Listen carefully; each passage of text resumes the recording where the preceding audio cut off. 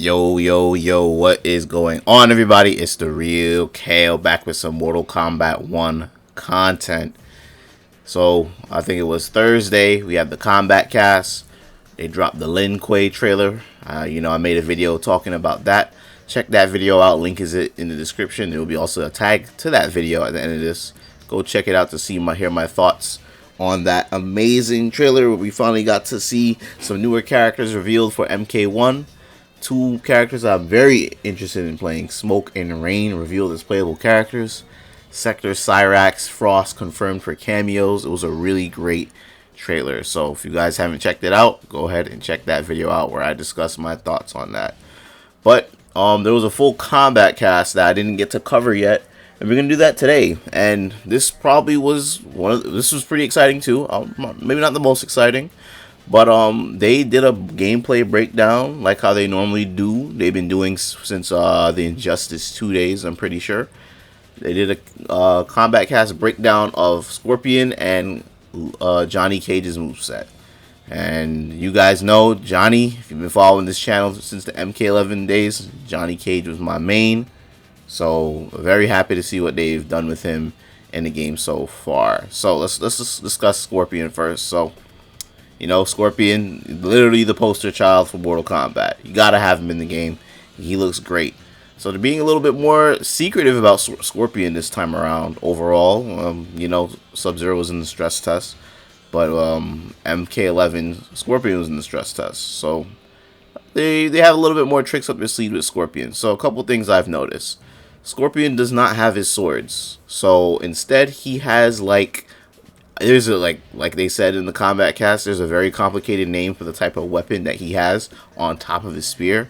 But for the sake of simplicity, we are going to call it a rope attached to like a scythe or a hook, like a hook rope. Let's call it that. And he uses that a lot in his combo strings as opposed to his sword. So typically Scorpion has like his double katanas or swords. I don't know if they're katanas or not, but he has that. He doesn't have any of that in this game. It's all spear and that rope hook. The rope hook is what he's using a lot. He has a lot of long ranging normals with it. I think his uppercut, his down two is like this long hitting upper arcing move. It comes out at an angle, so it seems like you'll be able to hit people with this very far away in the air with this. And then his sweep seems to be multi-hitting as well, and it's very, very far, like damn near jumping distance with that. I've never seen Scorpion have such long range normals before, and that's pretty interesting. They're probably super negative, but we'll have to see. Other than that, he looks like he's doing the typical Scorpion stuff. They gave him back his teleport, which surprisingly they did not go very in depth with his teleport. They only literally showed it once, so I'm gonna replay it over and over for you guys to see. It looks very similar to his teleport in Injustice. If you guys ever played the very first Injustice game, I actually have to replay it quite a bit because they literally only did it once on stream, and it came out fast as hell, bro. So I don't know if this thing is gonna be fast as hell like how Scorpion's teleport was in MK11. I feel like every Mortal Kombat game, Scorpion's teleport needs to be adjusted at least once after the game drops because they usually make it so freaking fast. But it looks cool. I like how it looks. He has the spear. The spear is back, y'all. The spear has two versions. There's a grounded version like how we normally know it as. The biggest difference between this and MK11 is that the spear in this game does not cost a bar to combo on the ground. There's enough hit stun on it on the ground for you to just get whatever you want afterward, and you can see that they're doing that here in this gameplay. In the air though, it seems like he's able to get a quick follow-up, but in the air you need to spend a bar to get a bigger extension in the air. So you'll be able to do two different spear combos.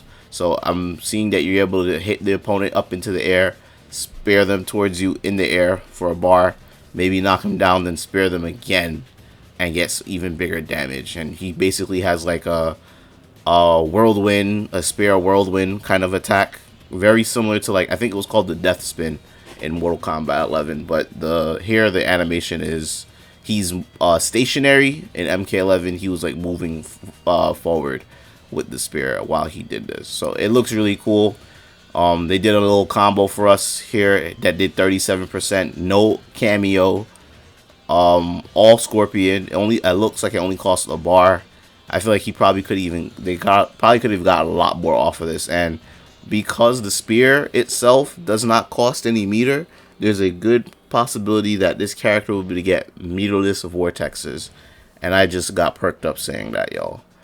Meterless vortexes. Ah, man, I miss having vortexes, man. MK11 vortexes would have been broken. I mean, you could sort of get it, but their vortexes were very dry and boring.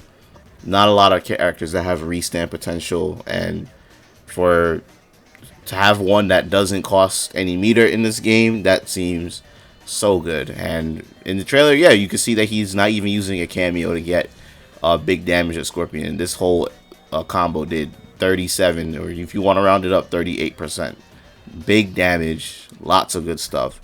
Scorpion looks great in this game so far. Moving on, Johnny Cage, man. Johnny Cage. So the biggest thing with him that I'm seeing in this game, no green stuff. He does not have his Mediterranean power, y'all. No green stuff. He has, I don't really understand what this thing is. It looks like he's like phasing out of reality. He's on his Doctor Strange sort of thing. He's like glitching. I don't know if that's just like a effect that they gave him, or they're just going full in like Johnny Cage is just like a souped up human being. I don't know what it is. They didn't really explain to us what that is, if that's like a ability, or is that just an art style choice to make the character look more flashy as he's doing things on the screen. But Stephanie on stream said that Johnny Cage, his game plan is very rush down and mix up heavy. So no green stuff means no projectiles. They even went as far to say that they specifically did not give Johnny Cage any projectiles in this game. They pointed that out to us. So no force balls, guys. None of that. No force ball pressure like how you were able to do in MK11. Very interesting. They're going full all close quarter Johnny Cage madness. Even with his movement, he has kind of like a dash step, which is very interesting. This is only unique to Johnny. You can see him kind of like phasing in and out, and he can go through the opponent, which is insane. Very cool stuff. I would have never even thought they would give Johnny something like this, but I'm very curious about his execution with this type of movement. As you guys know, the dashing and the base movement in MK1, if you guys have been following a lot of content creators, a lot of people are complaining that the base movement in MK1, as far as the dashing goes, needs to be improved. But Johnny seems to have like his own way to moving a lot quicker. Thing about this, you could definitely assume that there's a good amount of recovery frames on this, so it might not be the best way to deal with projectiles, so to say, especially if someone like Sub-Zero has like the ice slide, he could just get in. They also went as far as to say that this maneuver is very vulnerable, so you can get hit out of it. You are not going to be phase stepping through projectiles. You're not going to be phase stepping through normals and stuff like that. But imagine like hitting a poke and then going into this ability to get yourself out of the corner. That sounds pretty insane. Or even linking in combos and stringing together moves that you probably a normal character wouldn't be able to get with this maneuver. This seems pretty cool. But the biggest thing about Johnny in this game, he has his own meter system, so he's kind of like an install character as well. So the big gimmick with him is they're leaning into his showbiz side of the character. So at the end of combos, he can taunt, or he can just naturally taunt throughout the game, and he'll build this star power meter, which you're seeing on the screen. This is the big star next to his meter. As that goes up, once it maxes out, you can trigger it, which is like the best way I could describe it. If you guys ever played Injustice 2, the closest thing to something like this in Injustice 2 would probably be Firestorm. Once Firestorm charges up enough, he can go into level 3, or even level 2 and so on and so forth. And he gets access to basically brand new properties of his move set. But here, Johnny Cage, the big thing about him is that he can special cancel special moves multiple times. So his combo potential, and he's basically going to be breaking the rules of the game. And they exhibited that with hitting 3 shadow kicks in a row. That is insane. Imagine someone doing nut punch 3 times on you on block, or staggering that on block as fast as they can. And let's say they only do it twice, and now, or they do it once. They just try to mind game you into it. Now you're opened up for pressure again. You know, nut punch and shadow kick, they're typically moves that are going to be unsafe on block. So now, because you realize they have the star power, and you hit, and you're in a block string, you might not want to go and punish them immediately after just doing one. You might want to wait a little bit, and that can throw off your punish timing, and they can open you up even more because you can't adjust to how they're layering their offense. That is actually pretty insane, and it definitely helps his combos because you can get multiple nut punches in one combo. In addition to the fact that he can special cancel other special moves into each other, apparently he gets a special move launcher for free without spending a bar in this mode too, when he has fully maxed out hype. So his combo potential, his combo damage, and just his block strings is just going to be a lot crazy. His offense is going to go up tenfold when he has maxed out stance. So strategy for people fighting Johnny Cage, you need to watch that meter, y'all. We need to watch that meter.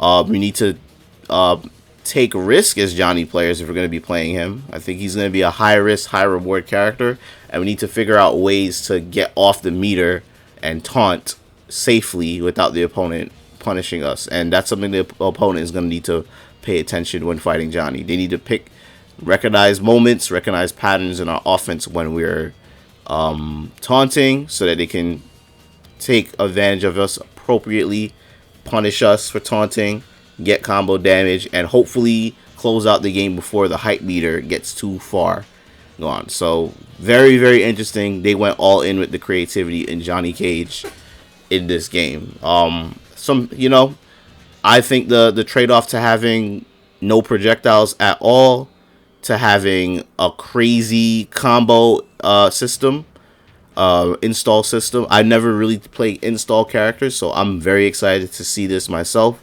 I don't think Johnny will be my day one main. Mainly because I'm more excited for other characters such as Smoke and Rain, but Johnny looks far more interesting than he does in MK11.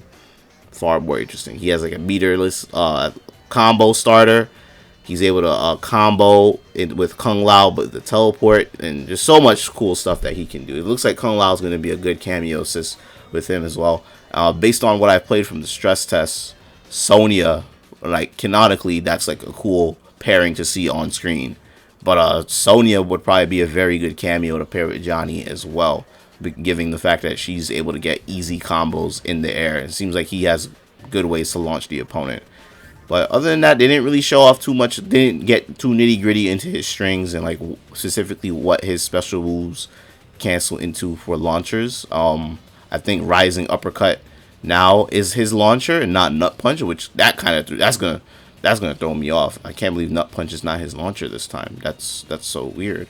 So, but I think Johnny's gonna have his meterless vortexing as well, because Nut Punch seems to have a lot of plus frames, but you can combo off a Nut Punch with your cameo assist. So maybe there's going to be someone like Kung Lao, he had his he was able to teleport, or maybe if you call out the regular neutral cameo assist when he just spins and knocks the opponent up, or something like Scorpion, maybe he'll be able to combo off of that and get even more damage that way for no meter. But overall, very happy with both of these characters. I'm hoping that Scorpion is gonna be in the beta that is gonna be next month. I hope so.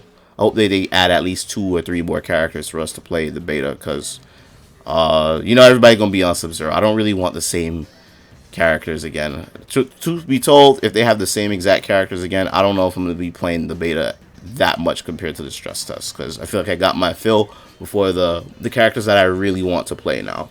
But anyways, guys, let me know what you guys think about this gameplay breakdown. Are you excited for Scorpion?